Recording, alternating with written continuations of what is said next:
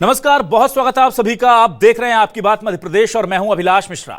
OBC आरक्षण यानी कि 27% अन्य पिछड़ा वर्ग का जो आरक्षण है, जिससे लेकर के मध्य प्रदेश में पिछले कई सालों से पेच फंसा है।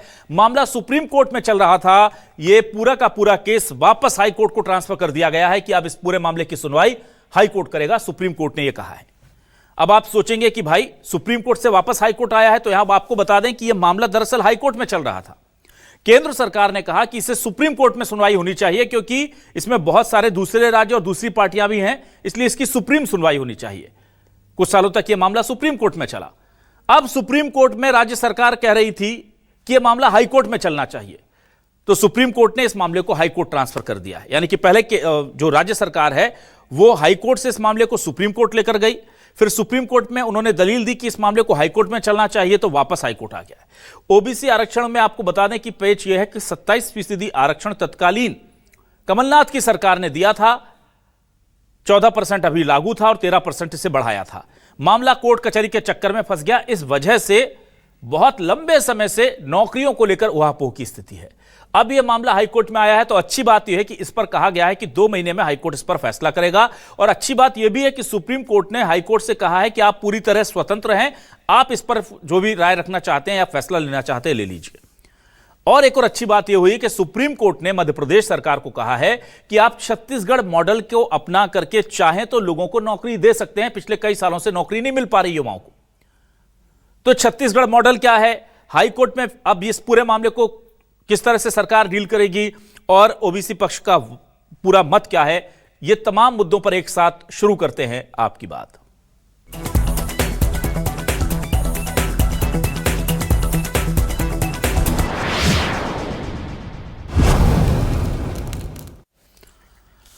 सबसे पहले सुनते हैं कि आखिर सुप्रीम कोर्ट ने क्या कहा है। 2 वकील जो इस पूरे केस को परस्यू कर रहे थे, उनके जरिए सुनते हैं कि क्या कोर्ट ने कहा है और हाईकोर्ट जाने से इस केस पर अब किस तरह का असर पड़ सकता है। दोनों वकीलों के जरिए सुनिए। 50% की सीमा लांघ दी है, इस कारण से वो बढ़े हुए रिजर्वेशन को नहीं दिया जा सकता, जिसमें छत्तीसगढ़ हाईकोर्ट ने उस एक्ट को सेट असाइड कर दिया था और मैटर पेंडिंग था सुप्रीम कोर्ट में। सुप्रीम कोर्ट ने यह भी ऑब्जर्व किया कि जैसे बढ़े हुआ रिजर्वेशन छत्तीसगढ़ में मिल रहा है, ऐसा मध्य प्रदेश सरकार भी इस तरीके से दे सकती है। और एक तरीके से एक बैलेंसिंग ऑर्डर पास किया है, एक डायरेक्शन दिया है कि बढ़े हुए रिजर्वेशन को दे सकती है, मगर एक्ट की वैलिडिटी को लेके उन्होंने कोई भी ऑब्जर्वेशन नहीं दी या सही या गलत है।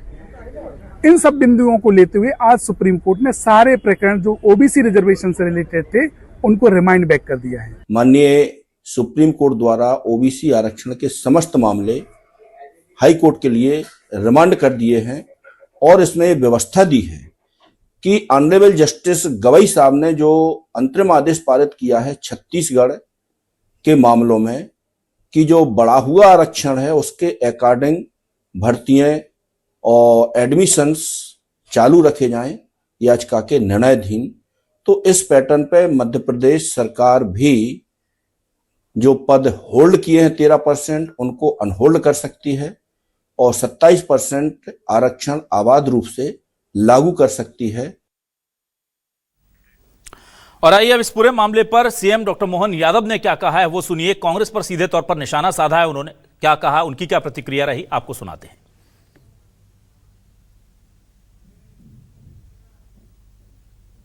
देखिए, कांग्रेस तो हमेशा झूठ बोलो आगे बढ़ो इसी भाव से चलती है और कांग्रेस के झूठ को जनता जानती है, इसलिए चुनाव में आकर के कांग्रेस को इसकी मुंह की खाना। कांग्रेस ने ओबीसी की जनगणना का बंद करने का आरोप भी कांग्रेस के माथे पे।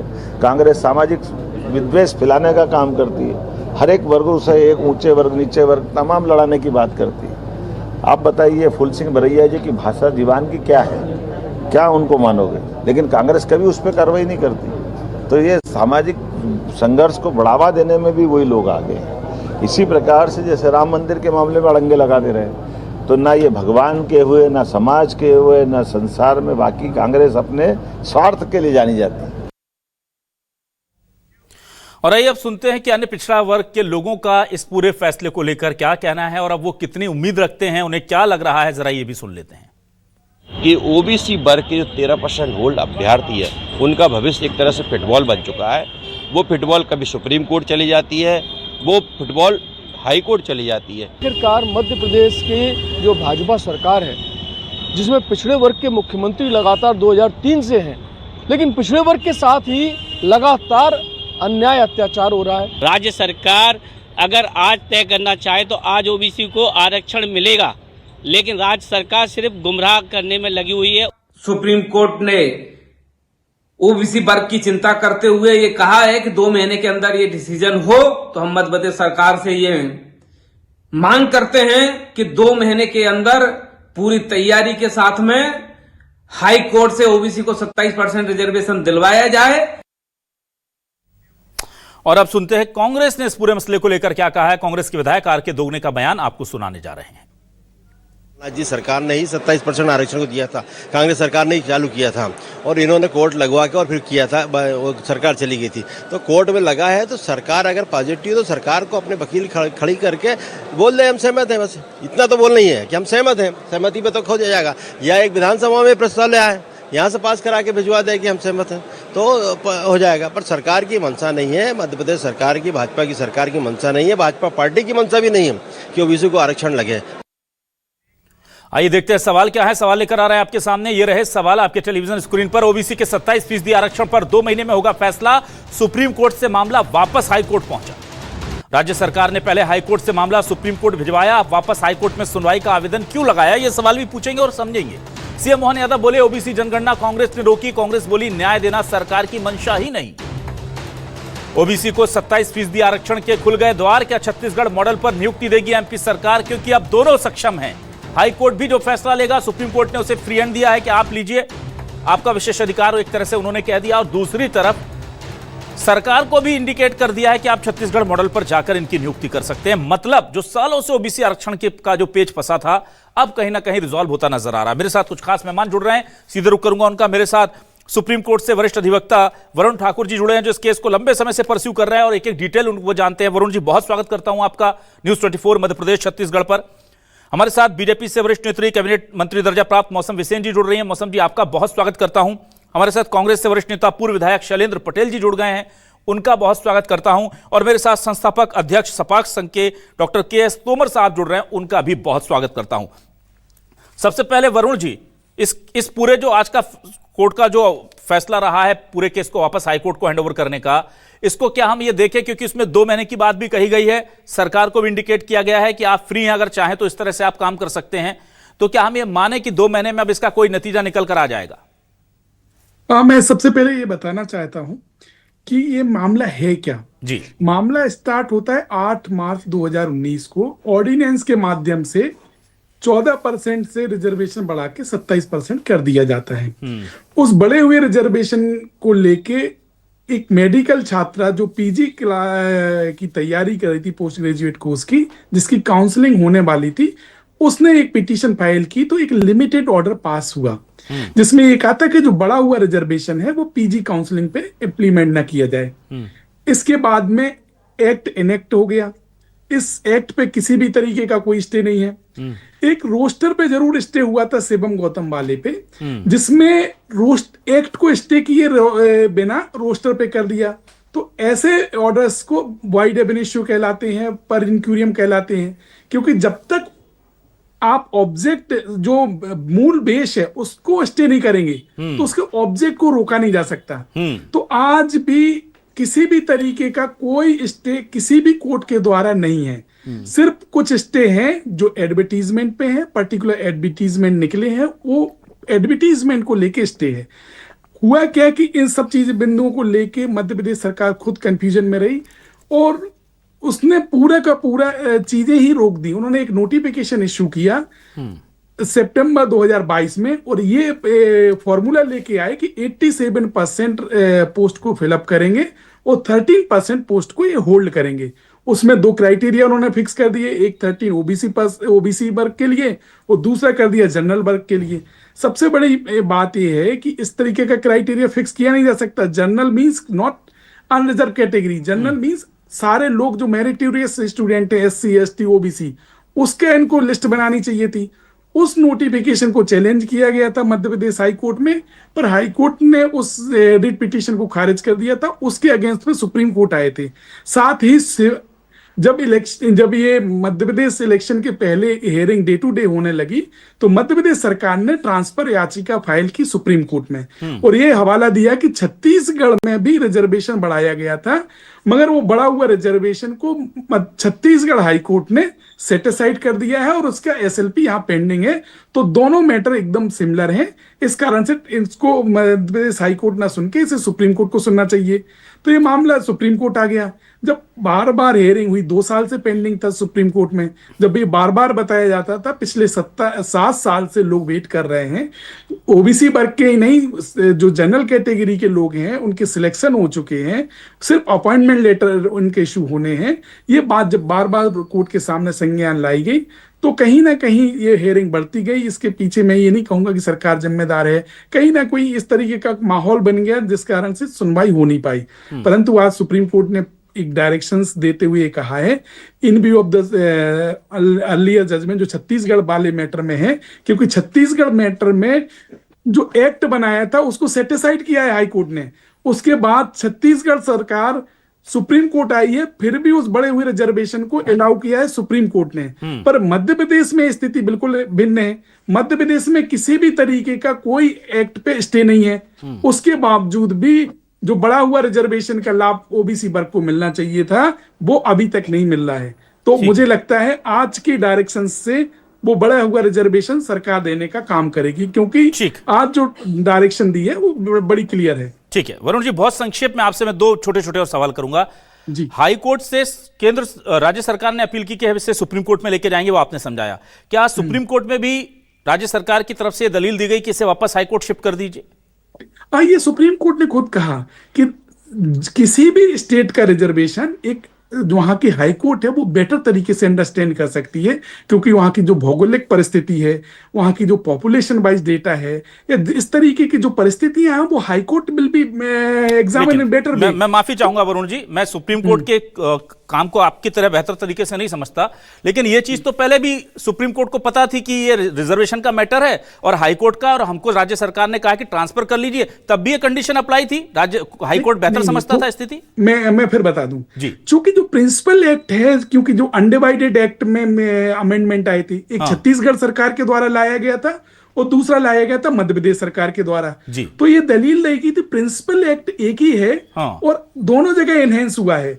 जब हाईकोर्ट छत्तीसगढ़ ने ऑलरेडी इसको सेटिसाइड कर दिया है, चूंकि मामला लंबित है सुप्रीम कोर्ट में, इस कारण से मध्य प्रदेश हाई कोर्ट से ट्रांसफर करके सुप्रीम कोर्ट लाया जाए, ऐसा सरकार की दलील थी। ठीक है, मगर जब यहां बताया गया कि वो बड़ा हुआ रिजर्वेशन एसटी कैटेगरी के लिए था, ना कि ओबीसी के लिए था, और यहां पे किसी तरीके का स्टे नहीं है और ये पिक्यूलियर सिचुएशन हो गई है, 7 साल से लोग इंतजार कर रहे हैं, उनके अपॉइंटमेंट वेटिंग में। ठीक है, गॉट दैट पॉइंट सर।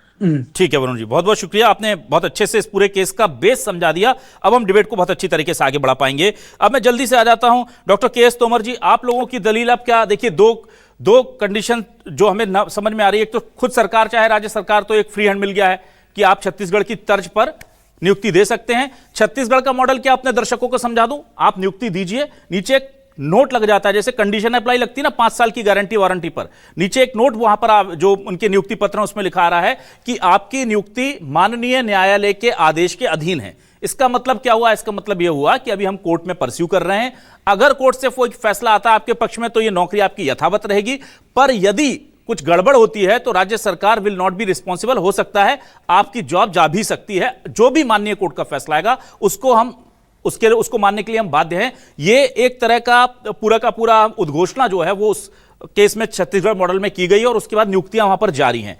अब मुझे के.एस. तोमर जी बताइए कि एक तो राज्य सरकार के पास भी पावर अब एक तरह से आ गई है, दूसरा इस मामले में हाईकोर्ट को भी एक तरह का स्वतंत्रता मिल गई है, और चूंकि सुप्रीम कोर्ट ने ही वहां भेजा और इन ऑब्जर्वेशन जो है कि राज्य की स्थिति हाईकोर्ट बेहतर समझ सकता है, वहां की स्पेक्युलर कंडीशंस हैं, तो बहुत मुश्किल है कि अब सुप्रीम कोर्ट में जाकर के उस चीज को आप उनके किसी आदेश को हाईकोर्ट को कैश करा पाएं। अब आपकी स्थिति कैसे देखते हैं आप?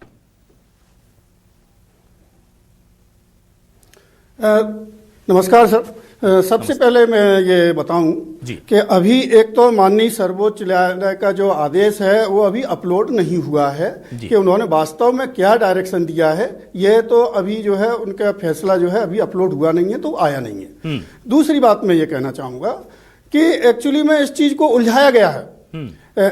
आज तक किसी भी सरकार के द्वारा आरक्षण की समीक्षा ही नहीं की गई है कि आप 75 साल से ज्यादा हो गए आरक्षण आपको देते हुए, किसको कितना आरक्षण दिया गया और उस आरक्षण से कितना फायदा मिला, जिन तक देना था वहां तक पहुंचा या नहीं पहुंचा। आज आप देख लीजिए कि जो क्रीमी लेयर में जो लोग आ गए हैं, SC ST के यदि आरक्षण की बात करें तो वो पूरा आरक्षण कुछ ही लोग खा जा रहे हैं और जिन तक पहुंचना चाहिए उन तक नहीं पहुंच रहा है। इसी प्रकार से यदि हम ये देखें कि यदि आदिवासियों का आरक्षण देखते हैं हम जो है, तो मीणा जो समाज है, मीणा जाति के जो लोग हैं, वो पूरे देश का आरक्षण आदिवासियों को खा जा रहा है। ये एक अलग विषय हो जाएगा। क्या आप हाईकोर्ट में इस प्ली के साथ जाने वाले हैं? वो खा जा रहा है।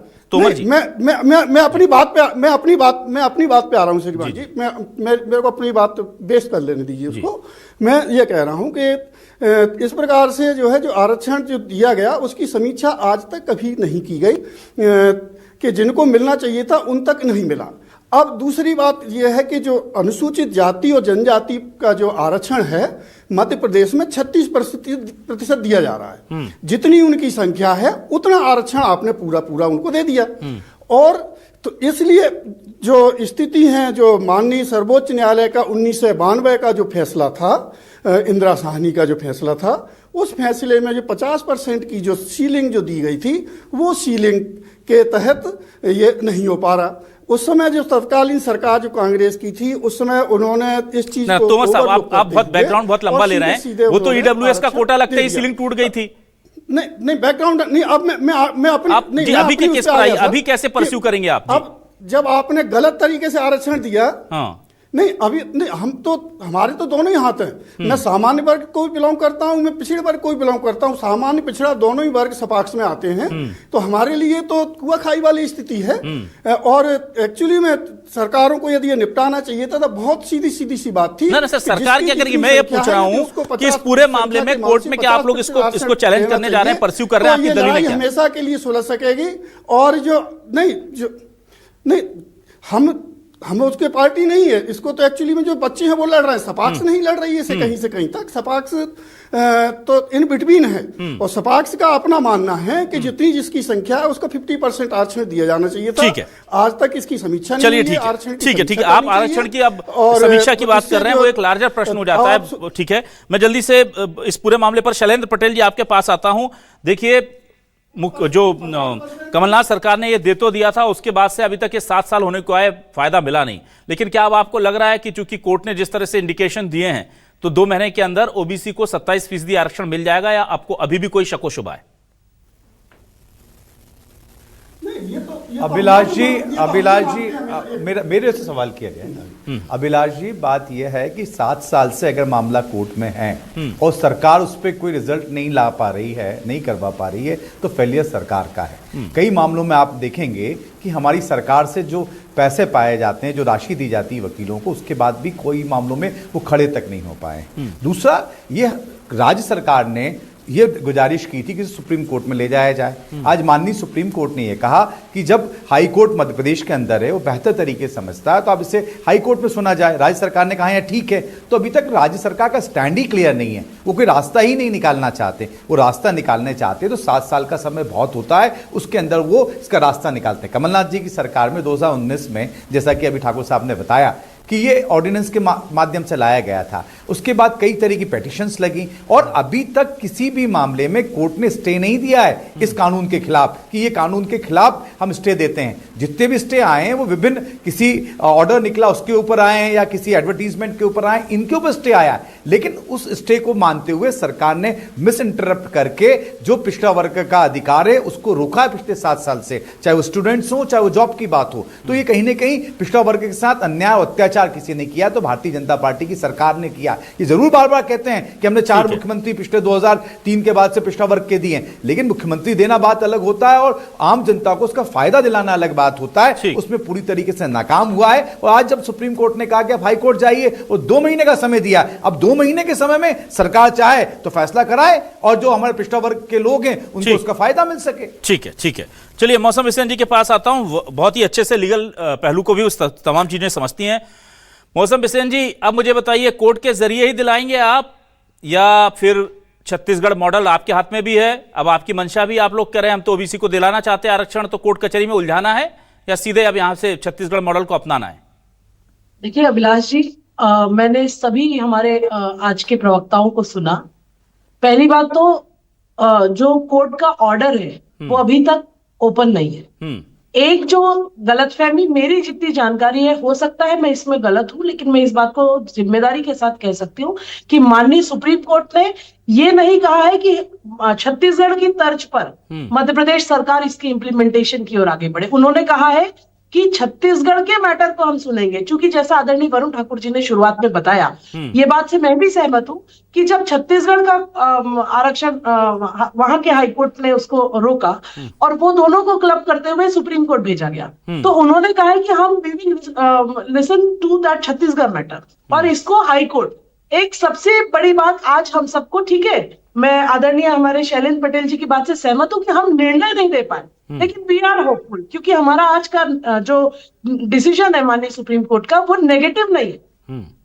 एक्ट को उन्होंने खारिज नहीं किया, बल्कि उसकी संवैधानिक वैधता के लिए और गहराई के परीक्षण के लिए, क्योंकि आरक्षण जो मसला है वो बहुत ज्यादा सेंसिटिव है, उसके और गहन अध्ययन और परीक्षण के लिए उसको माननीय हाईकोर्ट के समक्ष भेजा है, और जिसको लेकर आगे हमारे पास समय है। ये जरूर है कि वो तो लिखित जो आदेश आएगा उसमें और चीजें क्लियर हो जाएगी, लेकिन होपफुली ये जो 2 महीने के टाइम लिमिट की भी बात है, ये टेंटेटिव है। यूजुअली ऐसा टाइमलाइन होता नहीं है, लेकिन ये संभावित है कि कुछ टाइम लिमिट वहां से आए। इसका भी अभी लिखित हमारे पास कुछ नहीं है। We all are waiting. दूसरा, सरकार के बारे में जो ये बात बार बार आती है, ये कहीं ना कहीं गलतफहमी, जितना हमने भी इस पूरे मसले को जाना और समझा, अंशिता दुबे से शुरू होकर शिवम गौतम के साथ 40 से अधिक केस, इसमें डायरेक्ट एक्ट चैलेंज नहीं है, लेकिन उसकी रूलिंग अप्रत्यक्ष रूप से जो 27% के आरक्षण को कहीं ना कहीं लागू करने से रोकता है। 87-13 होल्ड के विषय में जरूर हम आशान्वित थे कि कुछ होगा, लेकिन शायद माननीय सुप्रीम कोर्ट ने अगर उसको भी अंतरिम आदेश न देते हुए माननीय हाई कोर्ट के समक्ष भेजा है। मौसम विशेष जी, मुझे एक चीज बताइए। मौसम जी, एक बहुत सिंपल सा सवाल है जो बार बार आरोप लगते हैं कि सरकार ने बिना किसी होल्ड के, मतलब हाई कोर्ट ने या सुप्रीम कोर्ट ने, किसी ने होल्ड नहीं किया, आप लोगों ने मन से एक इंटरप्रिटेशन निकालकर इसको होल्ड कर दिया। ये आरोप लगते हैं बार बार।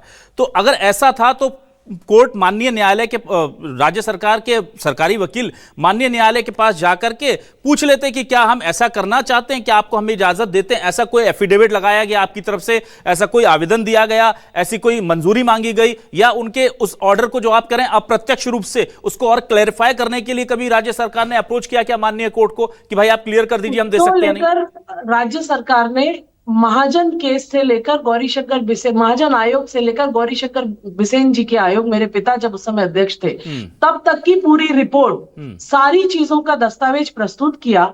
और जो अभी जिस आयोग में मेरी नियुक्ति है, हमारा आयोग भी और गहराई से उसको अध्ययन कर रहा है, क्योंकि पूरे एक्ट को लेकर डिसीजन आना था। लेकिन एक जो चीज मैं पुनः रिपीट करना चाहती हूँ कि एक्ट खारिज नहीं हुआ है, हमारे पास अभी भी समय है। बहुत अच्छा होगा कि अगर टाइमलाइन के साथ हाईकोर्ट में होगा तो पूरे अपने साक्ष्य प्रामाणिकता के साथ सरकार अपना पक्ष प्रस्तुत करेगी, और जो कम से कम हमारे जो बच्चों के रिजल्ट्स होल्ड है उसको लेकर तो जल्दी ही इसका निराकरण हो, ये हम भी ठीक है। वरुण जी आपके पास आता हूं। वरुण जी, ये कंफ्यूजन है अभी, चूंकि हालांकि माननीय कोर्ट का फैसला अभी रिटर्न ऑर्डर में आप सबके पास नहीं आया है, तो फिर भी मैं जानना चाहूंगा, चूंकि आप इस केस को खुद डील कर रहे हैं, वहां पर आप मौजूद रहते हैं, छत्तीसगढ़ के मॉडल को लेकर के क्या स्पेसिफिक ऑब्जर्वेशन रही है माननीय सुप्रीम कोर्ट की? मैं फिर बता दूं आपके लिए, सुप्रीम कोर्ट या हाई कोर्ट ने किसी भी तरीके की कोई रोक नहीं लगाई है एक्ट पे। एक नोटिफिकेशन मध्य प्रदेश सरकार के द्वारा निकाला गया जिसमें ये फॉर्मूला लेके आए कि इसको होल्ड करना है, और ये सरकार की ये notification contrary to the act है। और ये जो बात करते हैं, जो रूल्स की बात करते हैं कि रूल्स में स्टे कर दिया है, रूल्स तब तक स्टे नहीं हो सकते जब तक कि उसके बेस को स्टे ना किया जाए। ऐसे ऑर्डर्स को सीरीज ऑफ जजमेंट है मध्य सुप्रीम कोर्ट के कॉन्स्टिट्यूशन बेंच के, कि जब तक आप ऑब्जेक्ट को स्टे नहीं कर सकते जब तक कि आप उसके बेस को स्टे नहीं करेंगे। तो इन सब चीजों को लेके क्लैरिफिकेशन सुप्रीम कोर्ट से भी ले सकते थे, मगर सुप्रीम कोर्ट ने आज खुद क्लियर कहा, जब कल इसकी सुनवाई हुई थी, कल काफी देर सुनवाई होने के बाद में इस मैटर को सिर्फ लिमिटेड इंटरिम रिलीफ के लिए लगाया हुआ था। तो आज जैसे ही स्टार्ट किया तो सुप्रीम कोर्ट ने खुद ऑब्जर्व किया कि we are passing this lesson, we understand the situation is very peculiar and we are directed as we are giving the arrangement which already given by Justice Gavai in Chhattisgarh matter. So start ही court ने यहां से किया था, उसको लेके other side ने objection भी उठाया था। हमारी तरफ से ये भी रखा गया था कि चूंकि 7 साल से ये लोग सिलेक्टेड अभ्यर्थी हैं, चाहे वो जनरल कैटेगरी के हों चाहे ओबीसी कैटेगरी के, सरकार के पास वैकेंसी है, दोनों ही वर्ग के लोगों को क्यों ना नियुक्त कर दिया जाए। इसको लेके भी हम लोगों ने कल बहस की थी कि भाई जो ऑलरेडी सिलेक्ट हो चुके हैं, सरकार के पास अभी भी नियुक्ति खाली है, इन दोनों को एडजस्ट भी किया जा सकता है। क्योंकि एक ऐसी सिचुएशन बन गई है आज मध्य प्रदेश में कि करीब 40 से 50 हजार लोग, चाहे वो ओबीसी वर्ग का हो चाहे वो जनरल वर्ग का हो, ठीक है, आज भी सिलेक्टेड होके अपॉइंटमेंट के लिए इंतजार कर रहा है। इससे कई सारे इंसिडेंट हो रहे हैं, जिनके मैरिजेस ब्रेक हो रहे हैं, काफी सारे कॉन्सिक्वेंस हो रहे हैं, और आप लोगों को ज्यादा पता है क्योंकि आप लोग पब्लिक के बीच में रहते हैं। इसके कॉन्सिक्वेंस बहुत हैं, तो सरकार को ये जिम्मेदारी लेते हुए इसको सॉर्ट आउट करने की कोशिश करनी चाहिए। ठीक है वरुण जी, मुझे एक छोटे सा और जवाब दीजिए, क्या आपको लगता है, चूंकि आपने इस केस को बहुत माइन्यूटली वॉच किया है, इसके सारे ऑब्जर्वेशन, इसके सारे जो भी टर्म्स एंड कंडीशन जो आपको लग रहा है हर्डल हो सकते थे, अब हाई कोर्ट में क्या 2 महीने के अंदर इस पर कोई फैसला आने की उम्मीद हम कर लें? क्योंकि हमको बार बार लगता था अब फैसला आ जाएगा, अब फैसला आ जाएगा, और वो बार बार खिंचता 7 साल हो गए सर। क्या अभी आपको लगता है 2 महीने में कोई फैसला आ सकता है? मैं फिर बता दूं, ये मैटर एडजेंट किया था, वो छत्तीसगढ़ मैटर को उन्होंने 3 वीक का टाइम दिया है, उसके बाद ये 4 वीक का टाइम देने की बात हो रही थी, तो 2 मंथ की बात कर रहे हैं, तो ऐसा पॉसिबल नहीं है। और ये इस तरीके की डायरेक्शन नॉर्मली कोर्ट देता नहीं है, क्योंकि both are equal court, both are constitutional court. तो जो बात आ रही है कि एक टाइम लिमिट में डिसाइड करने की, क्योंकि एक्ट है ये, इसकी वैलिडिटी टेस्ट करना is not a normal case, तो इसकी टाइम फ्रेम करना इज अ टफ जॉब। मगर जो एक अरेंजमेंट किया है, that is very beautifully honourable supreme court directed कि they will be consider because Chhattisgarh. और वरुण जी, लास्ट सवाल और एक और आपसे सवाल लेता हूं, क्या सरकार चाहे तो छत्तीसगढ़ मॉडल की तर्ज पर इससे परस्यू कर सकती है आगे, और क्या वो लीगली चैलेंजेबल होगा? उनका कोई फैसला है? आपको लगता है कि अगर ऐसा कुछ होता है तो यू आर कैपेबल इनफ कि आप परस्यू कर ले जाएं और ओबीसी को उसका हक दिलवा दें? मैं फिर बता दूं सर, ये विधानसभा के द्वारा पास एक्ट है, एक्ट को स्टे करने के लिए बहुत very very peculiar situation supreme court ने ऑलरेडी कॉन्स्टिट्यूशन बेंच में कही है, इस कारण से एक्ट को आज तक स्टे नहीं किया गया है। ठीक है, और ये सरकार के हाथ में है कि विधानसभा के पास ये कानून की जिम्मेदारी है एग्जीक्यूटिव की, उसे अक्षर से पालन करना चाहिए। ठीक है सर, आज समस्या ये हो गई, एक एग्जीक्यूटिव इंस्ट्रक्शन के कारण ये समस्या बनी हुई है। ठीक है सर, चलिए मैं जल्दी से आ जाता हूं केएस तोमर जी। देखिए केएस तोमर जी, इस पूरे मामले में नुकसान में तो जनरल कैटेगरी के लोग भी हैं, नुकसान में ओबीसी कैटेगरी के लोग भी हैं, दोनों तरफ से लोग फंसे हुए हैं।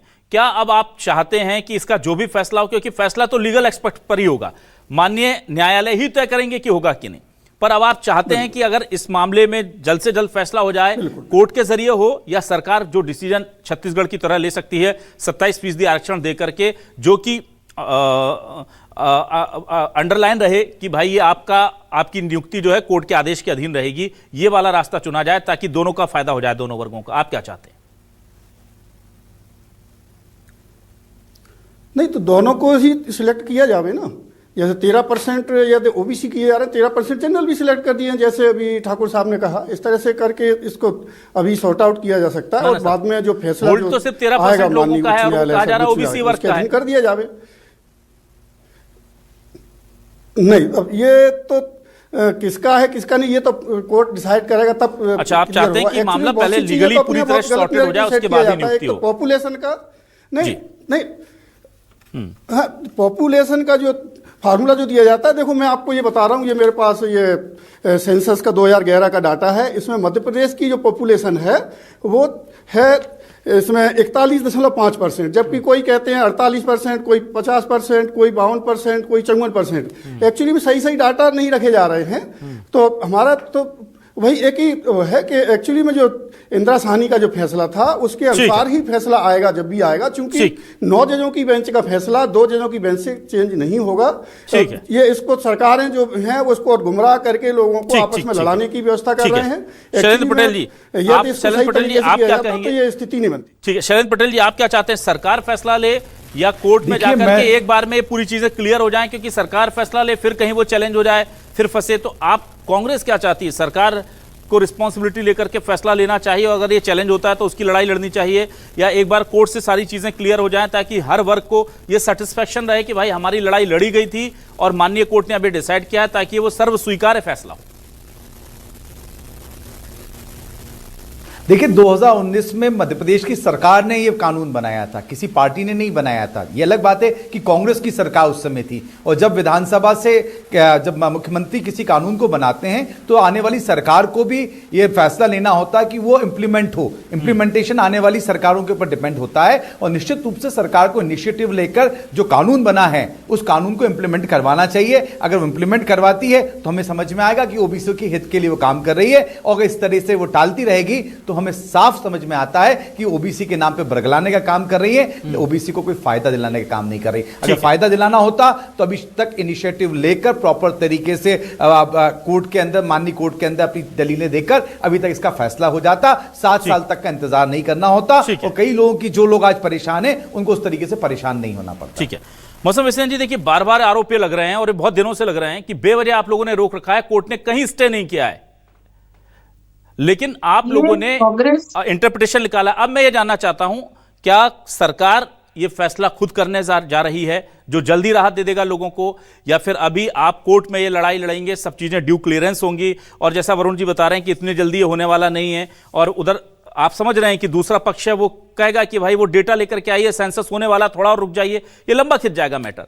तो क्या ये कोर्ट में जाकर के लंबा होल्ड हो, आप वो चाहते हैं ताकि एक बार में पूरा फैसला क्लियर हो जाए, या सरकार छत्तीसगढ़ सरकार की तरह इस पूरे मामले में कोई फैसला? वहां तो हाई कोर्ट के स्टे के बाद वो लोग दे रहे हैं, आप समझिए मौसम हुसैन जी, हाई कोर्ट के स्टे होने के बाद वो लोग गए सुप्रीम कोर्ट से और ज्वाइनिंग की प्रोसेस पूरी कर ली उन्होंने परमिशन लेकर के, और हम अभी तक कहा जा रहा है कथित तौर पर कि कोई स्टे भी नहीं है, लेकिन फिर भी हम नौकरियां नहीं दे रहे हैं, रिजर्वेशन नहीं दे रहे हैं।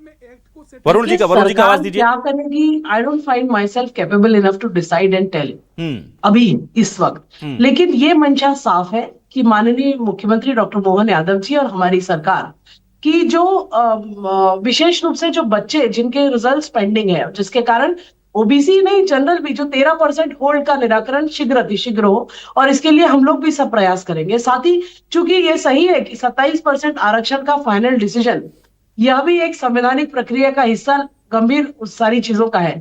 एक बात मैं कहना चाहती हूँ, बार बार कांग्रेस के लोग इस बात को आरोपित करते हैं, लेकिन अगर सरकार की मंशा नहीं होती, अगर सरकार अपने दस्तावेज और सारे आंकड़े तथ्यों के साथ नहीं होती, तो एक्ट तो कब का खारिज हो जाता। क्योंकि जो कानून इनकी सरकार ने लाया था उसमें किसी प्रकार का कोई अध्ययन नहीं, कोई क्वांटिफाइबल डेटा नहीं, लेकिन डॉक्टर मोहन यादव जी की सरकार सतत प्रयत्नशील है और सारे अध्ययन के साथ, और इस बात को हम लोग भी कहते हैं, मैं भी इस बात को कहना चाहती हूँ कि पहले जो निराकरण है, प्राथमिकता अगर मुझसे कोई पूछे कि 13% होल्ड वाला निर्णय जल्दी हो, क्योंकि ये भी सही है कि लंबे समय से बच्चे इंतजार में है, और शीघ्र 27% आरक्षण भी हो, रास्ता जो भी निकले लेकिन निर्णय पक्ष में हो, और हमारे अन्य पिछड़ा वर्ग समुदाय के लोगों को उनका हक मिले। बिल्कुल, देखिए, तो ये तो तभी जल्द मिल पाएगा। कहा जाता है भारतीय समाज में कि देर से मिला इंसाफ भी नाइंसाफी होता है। 7 साल से अटके हुए हैं, 13% होल्ड खाली जा रहे हैं। अगर 100 वैकेंसी निकलती है तो 13% पद हम खाली छोड़ देते हैं, ये बोल के कि जब सुप्रीम कोर्ट का फैसला आएगा तब आप वेटिंग में हैं, आपको इस पर रख लेंगे। आप सोचिए कितनी बड़ी चीज है। वैसे ही आरोप लगते हैं कि वैकेंसी नहीं निकल रही, सरकारी नौकरियां नहीं निकल रही हैं, वैसे ही युवा बेरोजगार परेशान है, उस पर से अब ये और मुसीबत है। पहले जो था कम से कम 14% ओबीसी को मिल रहा था, जनरल को मिल रहा था, 100 सीटों पर मध्य प्रदेश का युवा तो आ रहा था। अगर मैं इन लोगों को वर्गों में ना बांटूं तो देखूं कि पहले मेरे 100% भाइयों को 100 सीट पर नौकरी मिल रही थी। अब क्या हो रहा है भाई? अब 13% पोस्ट खाली हैं, 7 साल से खाली हैं। कोई तो इसका इलाज निकालिए, कोर्ट में वक्त लग रहा है तो टेम्परेरी व्यवस्था बननी चाहिए, क्योंकि युवा 7-8 साल अगर सिर्फ इसका इंतजार करता रहेगा कि मुझे कितना % आरक्षण मिलेगा, तो उसकी जिंदगी तो वैसे ही खत्म हो जाएगी। कुछ ओवरेज हो जाएंगे, कुछ तमाम चीजें हो जाएंगी। और कंडीशन देखिए आप, ये लोग बैठे थोड़ी रहेंगे खाली। अगर जो बेरोजगार हैं वो कुछ और काम धंधा कर रहे होंगे। 10 साल बाद आप बोलेंगे कि फैसला आपके पक्ष में आया है, फिर उन सबको इकट्ठा करना, उनकी वेटिंग लिस्ट क्लियर करना एक और बड़ा कॉम्प्लिकेशन होगा। उसमें फिर 1-2 साल और लगेंगे। इसलिए अब सरकार को बहुत जल्द इसमें निर्णय लेना चाहिए। उम्मीद फिर से बंधी है, देखते हैं कि जल्द ही सबका कब भला होता है। बहुत शुक्रिया करूंगा मैं वरुण ठाकुर जी हमें वक्त देने के लिए, मौसम विसेन जी हमारे साथ जुड़ने के लिए, शैलेंद्र पटेल जी अपना पक्ष रखने के लिए, और डॉक्टर KS तोमर जी हमारे साथ इस डिबेट का हिस्सा बनने के लिए। आप चारों मेहमानों का शुक्रिया, दर्शकों को भी शुक्रिया। नमस्कार।